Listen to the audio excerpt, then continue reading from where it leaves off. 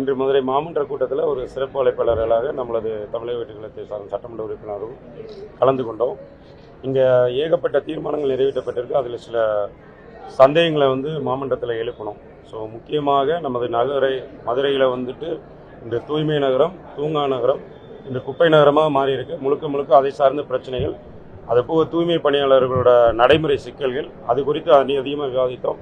அதுபோக பள்ளி குழந்தைகளுக்கு நியமிக்கப்படும் பணியாளர்கள் தற்காலிகமாகவே நியமிக்கப்படுறாங்க. பேருந்துகள் மற்றும் பேருந்து நிலையங்களில் இலவசமாக என்ற சொல்லை பயன்படுத்தி நிறைய டெண்டர் விடுறாங்க. அதை எல்லாமே எக்ஸ்டெண்ட் பண்ணுறாங்க.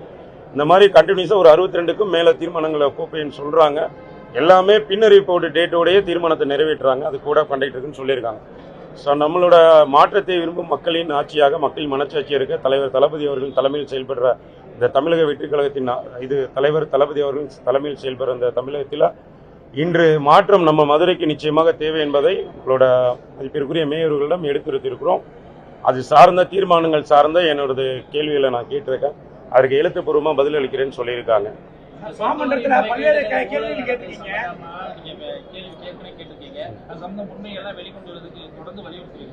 நிச்சயமாக அதை நாங்கள் சட்டமன்றத்தில் எழுப்புவோம். இப்போ நம்ம கேட்கறது ஊழல் என்பது நடந்திருக்குன்னு சொல்லிட்டு அவங்களோட ஆட்சியில தான் அவங்க நீக்கப்பட்டாங்க.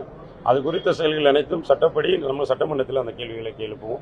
இப்போ நம்மளது முதல் கூட்டம் என்பதால் மக்கள் நலன் சார்ந்த பிரச்சனைகள், மதுரை மாநகராட்சியில் தற்போது உள்ள நிலவரங்களை பற்றி தான் அதிகமான கேள்வி எழுப்பணும். ஏன்னா நிறைய டெண்டர் விடுறாங்க, அதை பற்றி எந்த வெளிப்படைத்தன்மையும் இல்லை. நிறைய டேட் எக்ஸ்டென்மெண்ட்டே போகிறாங்க, அது அவசர காலமாக நீட்டிக்கிறோன்னு சொல்கிறாங்க.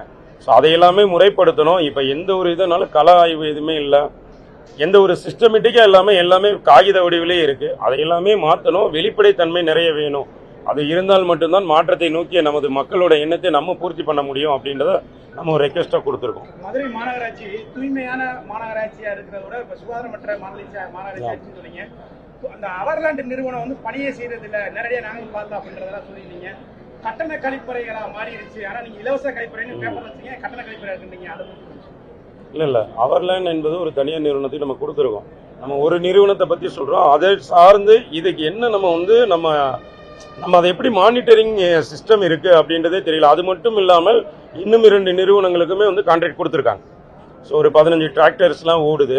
ஸோ இப்போ வெள்ளக்கல்ல நம்ம ஆய்வு பண்ணப்போ 2 நிறுவனத்துக்கு தனியார் நிறுவனத்துக்கு அது கொடுத்துருக்காங்க. அதெல்லாம் என்ன சிஸ்டமேட்டிக்காக ஃபாலோ பண்ணுறாங்கன்னு எந்த விதமான ரெக்கார்டிகள் நோட்ஸ் எதுவுமே கிடையாது. இப்போ நம்மளுக்கு தெரிஞ்ச ஒரே நிறுவனம் அவர்லேண்டை பற்றி பேசுகிறோம். அது மேஜர் போர்ஷன் இருக்குது. அதுபோக 2 நிறுவனங்கள் மாநகராட்சியெல்லாம் நியமிக்கப்பட்டிருக்காங்க ஒப்பந்த அடிப்படையில்.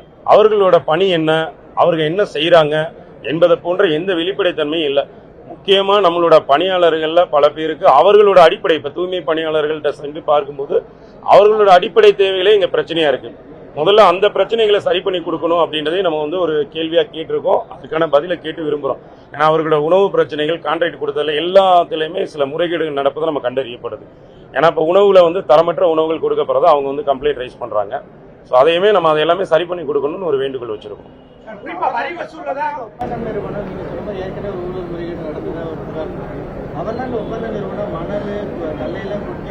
ஆமாம், கேள்விப்பட்டிருக்கோம்.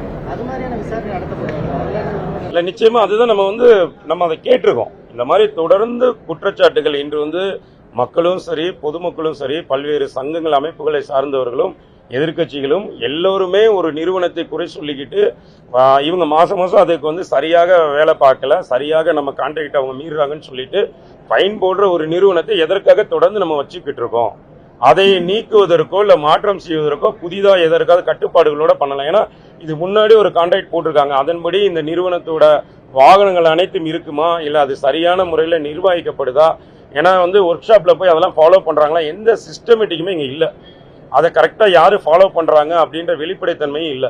ஏன்னா நம்ம ஒரு கான்ட்ராக்ட் போட்டோம், அந்த கான்ட்ராக்டில் நிறைய குளறுபடிகள் இருக்குது, அவங்களோட பணியில் குளறுபடிகள் இருக்கும் பட்சத்தில் அதை நம்ம சரி செய்யறதுக்கான எந்த முயற்சிகள் எடுக்காமல் ஒரு நிறுவனத்தின் பெயரை தவறாக சொல்கிறோமே தவிர நம்ம அந்த நிறுவனத்தை பற்றி என்ன நம்ம டேட்டா எடுத்திருக்கோம், அதில் என்னென்னலாம் குளறுபடிகள் இருக்குது, குறைபாடுகள் இருக்குது, அதை நம்ம கண்டறிஞ்சிட்டோம்னா நம்ம இந்த கான்ட்ராக்டை கேன்சல் பண்ணணும். இல்லையா இந்த கான்ட்ராக்டை 5 ஜோன் இருக்குது, இந்த 5 ஜோனுக்குமே பிரித்து மற்ற நிறுவனங்களுக்கும் கொடுத்தோம்னா இது கொஞ்சம் உறுதியாக அந்தந்த ஜோனில் யார் வேலை பார்க்கலன்றது நம்மளுக்கு கொஞ்சம் ஈஸியாக கண்டறியப்படும்.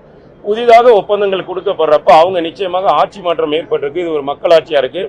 தலைவர் தளபதி அவர்கள் நேரடியாக ஒவ்வொரு குற்றச்சாட்டையும் கண்காணிச்சுக்கிட்டு இருக்காரு.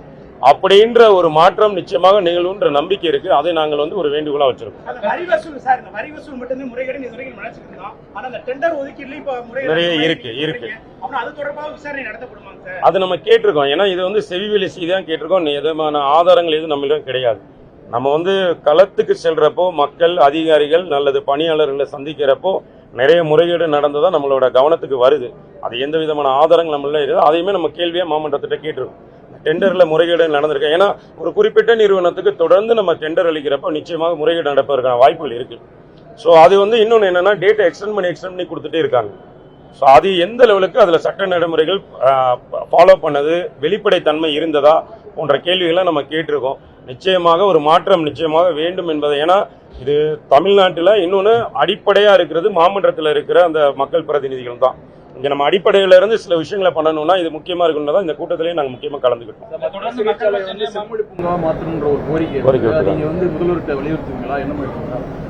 நிச்சயமா அது சார்ந்து வந்து நாங்கள் எங்களோட கழகம் சார்ந்து பொதுமக்கள் சார்ந்து விவாதிச்சுட்டு அதுக்குரிய கோரிக்கைகள் நாங்கள் முன்னோக்கி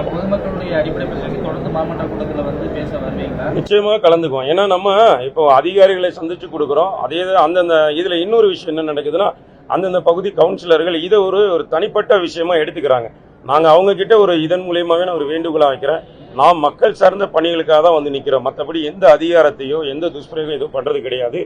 எந்த விதமான எங்கள் தலைவர் தளபதி அவர்கள் ஏற்கனவே தமிழக முதல்வர் சொல்லியிருக்காங்க, எங்களோட ஆட்சி சுத்தமான ஆட்சியா இருக்கும், ஊழலற்ற ஆட்சியா இருக்கும்னு சொல்லிட்டு எந்த விதமான முறைகேடுகளிலேயோ நமது கழக நிர்வாகிகளோ அரசு நம்மளோட மக்கள் பிரதிநிதிகளோ நிச்சயமா கலந்துக்க மாட்டாங்க. அதை வந்து கவுன்சிலர்களும் அதை எடுத்துக்கிட்டு மக்கள் சார்ந்த பிரச்சனை இணைந்து செயல்படுறதுக்கு இதை, ஏன்னா முந்தைய ஆட்சிகளை வந்து அந்த சட்டமன்ற உறுப்பினர் இந்த வாய்ப்பை கொடுத்தாங்களான்னு தெரியல. ஆனால் நாங்கள் மக்கள் சார்ந்த பணிகளுக்கு அனைவருடன் இணக்கமாக போக தயாரா இருக்கோம். அது கவுன்சிலரா இருக்கட்டும், எந்த ஒரு மக்கள் பிரதிநிதியாக இருந்தாலும் அவங்களோட இணைந்து செயல்பட ரெடியா இருக்கும். அதை முதல்ல அவர்கள் புரிந்து கொள்ள வேண்டியது, தனிப்பட்ட நபர்வா நினைக்காம மக்கள் சார்ந்த தேவைகளை பூர்த்தி செய்வதற்கு நம்மோட இணைந்து அவங்களும் செயல்படணும். நீங்க கேட்டது முக்கியமான இன்னொரு கேள்வி வந்து மதுரை மாநகராட்சியில வந்து இந்த தண்ணீர் லாரிகள் மூலமா போக்குவரத்து நெரிசல் ஏற்படுது, அமிர்த் திட்டத்தை வந்துட்டு நடைமுறைப்படுத்தணும். அது நிச்சயம். ஆமா, அது சம்பந்தமா என்ன சார் பதில் சொல்லிருக்காங்க? இல்ல அது அவங்க வந்து இருக்குன்னு சொல்றாங்க. ஆனா களத்துக்கு நாங்க டெய்லி போறோம், நாங்க டெய்லி மக்களை சந்திக்கிறோம். இங்க வந்து ஒரு 500 வீடு 1000 வீடு இருக்கிற இடத்துல 500 வீட்டுக்கு தான் முறையாக வருது. பாதி இடங்கள்ல பைப்பு உடைஞ்சு போகுது. இங்க நிர்வாக சீர்கேடுகள் நிறையவே இருக்கிறது உண்மை. பாதி இடங்கள் மேட்டுவா இருக்கு, வரல 4 நாள் 5 நாள் தண்ணி வராத பகுதிகள் நிறைய இருக்கு. நம்ம வந்து இதை விவாத மேடையை மாற்றக்கூடாதுன்றக்காக அந்த கோப்புகள் என்னென்ன சொல்லியிருக்காங்களோ அது சார்ந்த கேள்விகளை மட்டும்தான் நம்ம கேட்டோம். ஏன்னா நம்மளோட எல்லா தேவைகளையும் கேள்விகளையும் இங்க கேட்க முடியாது, அவர்களுக்குரிய நேரம் வேண்டும். நம்ம சிறப்பு அழைப்பாளர் கலந்துக்கிட்டனால அவங்க கூறப்பட்ட விஷயங்கள் என்னென்ன குறைகள் இருக்கோ அதை மட்டும்தான் கேட்டிருக்கோம். ஆனால் பொதுவாக வந்து அந்த திட்டத்தில் வந்து இங்கே நிறைய குளறுபடிகள் இருக்கு. நிறைய இடத்துல கனெக்ஷன் கொடுத்ததுல தண்ணி வரல, நிறைய இடத்துல பைப் உடைஞ்சு தண்ணிகள் வீணா போகுது. ஏற்கனவே சாக்கடை இங்கே நிறைஞ்சு வழிஞ்சிட்டு இருக்கு மதுரையில், இந்த தண்ணியும் சேர்ந்து சாக்கடையாக போயிட்டு இருக்கு. அதையுமே தடுக்கணும்னு நம்ம வேண்டுகோள் வச்சிருக்கோம். அவரை கண்டிச்சு காங்கிரஸ் வந்து இல்ல அது அவங்களோட தனிப்பட்ட விஷயம். நம்ம என்னன்னா நம்ம மக்கள் பிரச்சனைகளை மக்கள் மன்றத்தில் சொல்லணும், மாமன்றத்தில் சொல்லணுன்றக்கா வந்தோம். அதை நான் அவங்க கிட்டேயே தெளிவாக நாங்கள் சொல்லியிருக்கோம். இந்த மாமன்றத்தில் ஊழல் நடந்தது உண்மை, அதற்குரிய ஆட்சியில தான் நடந்துச்சு. அதற்கு ஆக்ஷன் எடுத்தவங்களும் அவங்க தான். இதை நாங்கள் அவங்க கிட்ட, ஏன்னா அதாவது மாமன்றத்தோட நேரத்தை வீணடிக்க விரும்பல. ஏன்னா மக்கள் சார்ந்த பிரச்சனைகளை டிஸ்கஸ் பண்றப்போ ஒரு தனிப்பட்ட நபரோ தனிப்பட்ட கழகம் சார்ந்தோ இங்கே டிஸ்கஸ் பண்ணக்கூடாதுக்காக மதிப்பிற்குரிய மேயர்கள்ட்ட நாங்கள் தெளிவாக சொல்லியிருக்கோம். இதை வந்து நாங்கள் எங்களோட சட்டமன்றத்தில் நிச்சயமாக எதிரொலிக்கும். அன்று அந்த சட்டமன்ற எதிர்க்கட்சி உறுப்பினர் இதற்குரிய பதில் அளிக்கட்டும். இந்த மதுரையில் இருக்கிற ஒரு மதுரையோட சட்டமன்ற உறுப்பினரை நாங்கள் 100% கேள்வி கேட்போம். அதை எங்கே கேட்கணுமோ அங்கே நிச்சயமாக கேட்போம்.